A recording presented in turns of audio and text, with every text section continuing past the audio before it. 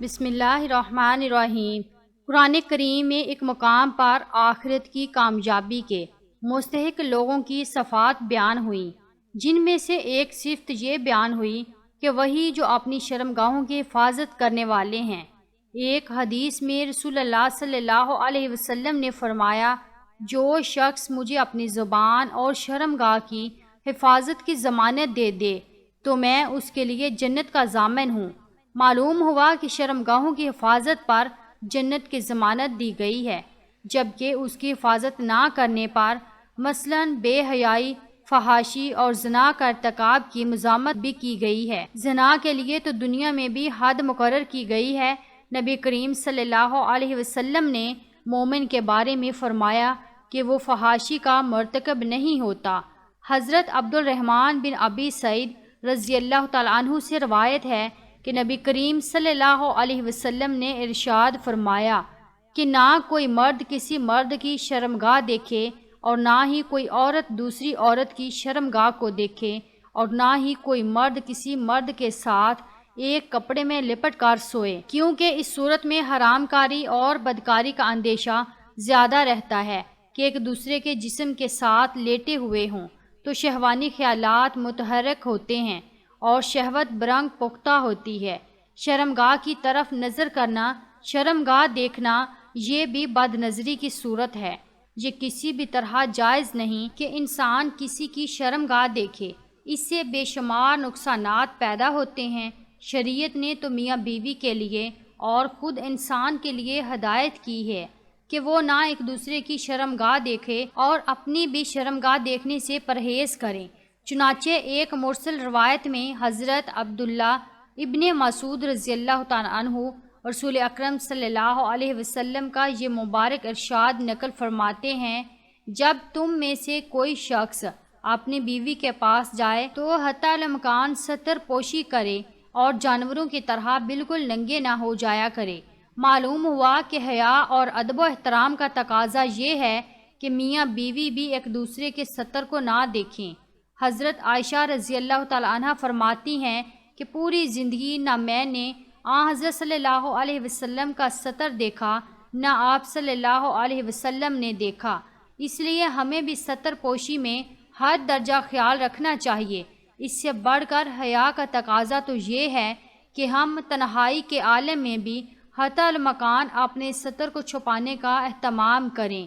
چنانچہ اس دنیا میں ایسے انسان بھی وجود میں آئے جنہوں نے حیا کے اس تقاضے کو بھی پورا کیا اور تنہائی میں بھی ستر کھولنے سے اعتراض برتا۔ حضرت انس رضی اللہ تعالیٰ عنہ روایت کرتے ہیں کہ مشہور صحابی حضرت ابو موسیٰ اشعری رضی اللہ تعالیٰ عنہ سوتے وقت لنگی کے نیچے نکر پہن کر لیٹتے تھے کہ کہیں سونے کی حالت میں ان کا ستر نہ کھل جائے۔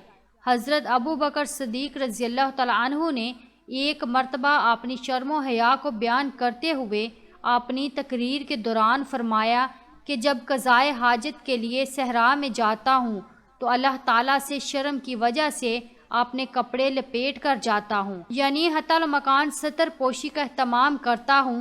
اسی طرح نبی کریم صلی اللہ علیہ وسلم نے ارشاد فرمایا کہ اللہ تعالیٰ حیا کرنے والا اور ستر پوشی پسند کرنے والا ہے۔ اس لیے جب تم میں سے کوئی غسل کا ارادہ کرے تو کسی چیز سے آڑ کر لے۔ اس میں ہم کیا اہتمام کرتے، بلکہ آج دریاؤں سمندر کے ساحل پر بھی ہم ستر کا خیال نہیں کرتے۔ یاد رکھیے، والدین کے اعمال و اخلاق کا اولاد پر بہت اثر پڑتا ہے۔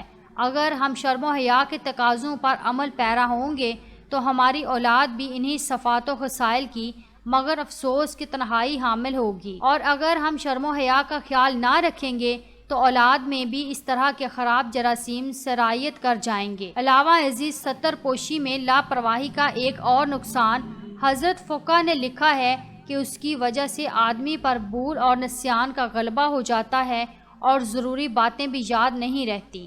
علامہ شامی رحمۃ اللہ علیہ فرماتے ہیں کہ بھول کا مرض پیدا کرنے والی چیزوں میں سے یہ بھی ہے کہ آدمی اپنی شرمگاہ کی طرف دیکھے۔ حضرت حکیم لقمان نے اپنے بیٹے کو نصیحت کی کہ اے بیٹے، شیر اور سانپ کے پیچھے چاہے تو چل لے مگر عورت کے پیچھے مت چلنا۔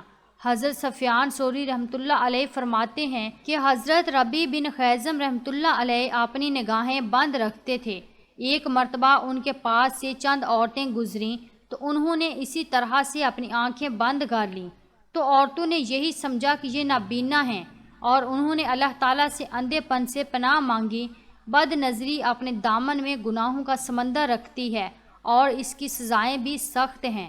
بہت سے واقعات ایسے بھی سامنے آئے کہ جن سے معلوم ہوا کہ بد نظری کرنے والے کو دنیا میں بھی بد نظری کی وجہ سے سزا بھگتنی پڑی۔ چنانچہ حضرت ابن عباس رضی اللہ تعالیٰ عنہ سے روایت ہے کہ ایک آدمی جناب رسول اللہ صلی اللہ علیہ وسلم کی خدمت میں خون بہاتے ہوئے حاضر ہوا۔ آپ صلی اللہ علیہ وسلم نے اس سے پوچھا، تیری یہ کیا حالت ہے؟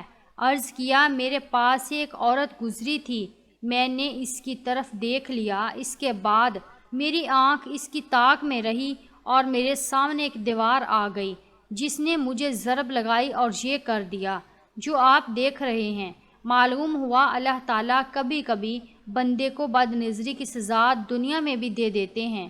ایسے سینکڑوں واقعات ہیں جو لائق عبرت ہیں۔ چنانچہ امام ابن جوزی رحمۃ اللہ علیہ نے ایک واقعہ نقل کیا ہے کہ ابو عبداللہ ابن جلال کہتے ہیں کہ میں کھڑے ہو کر ایک حسین صورت عیسائی لڑکی کو دیکھ رہا تھا تو میرے پاس سے حضرت عبداللہ بلخی رحمۃ اللہ علیہ گزرے اور پوچھا، تم کیا کر رہے ہو؟ میں نے عرض کیا، اے چچا، آپ کا کیا خیال ہے کہ یہ حسین صورتہ کافر ہونے کی وجہ سے دوزخ میں جلائی جائے گی؟ تو انہوں نے کندھے پر ہاتھ مارا اور فرمایا، تم اس بد نظری کا وبال ضرور دیکھو گے۔ اگرچہ کچھ مدت کے بعد تو ابن الجلا فرماتے ہیں کہ میں نے اس کا وبال 40 سال بعد دیکھا کہ مجھے قرآن کریم بھلا دیا گیا۔ واقعہ سے معلوم ہوا بد نظری نہایت خطرناک گناہ ہے۔ بد نظری صرف اس کا نام نہیں ہے کہ غیر محرم عورتوں کو دیکھ لیا یا بے ریش لڑکوں پر نظر ڈالی، بلکہ بد نظری ایک وسیع عنوان ہے جو بہت سے طریقوں اور صورتوں کو اپنے اندر جذب کیے ہوئے ہے۔ اگر دقیق نظر سے دیکھا جائے تو بہت سی صورتیں سامنے آئیں گی، جن میں سے چند بیان کی جاتی ہیں۔ دوسروں کے گھر میں تانک جھانک اس کی صورتوں میں سے ایک یہ بھی ہے کہ آدمی کسی دوسرے شخص کے گھر جائے اور داخل ہونے کی اجازت سے پہلے اس کے گھر یا کمرے میں دروازے، کھڑکی یا سوراخوں کے ذریعے جھانکے۔ یقیناً یہ بھی ایک خطرناک صورت ہے جس کے بارے میں آپ صلی اللہ علیہ وسلم سے سخت وعیدیں وارد ہوئی ہیں۔ مسلم شریف کی ایک روایت میں ہے کہ جو شخص کسی کے گھر میں بلا اجازت نظر ڈالے تو گھر والوں کے لیے اس کی آنکھ پھوڑ دینا جائز ہے۔ حضرت عمر ابن الخطاب رضی اللہ تعالیٰ عنہ نے ارشاد فرمایا کہ جس شخص نے داخلے کی اجازت سے پہلے گھر کا صحن آنکھ بھر کر دیکھا، اس نے گناہ اور فسق کا کام کیا۔ دعا ہے کہ اللہ تعالیٰ ہمیں فحاشی سے اجتناب اور شرم گاہوں کی حفاظت کی توفیق عطا فرمائے۔ آمین ثم آمین۔ ناظرین، کومنٹ باکس میں آمین ضرور لکھیے۔ شکریہ۔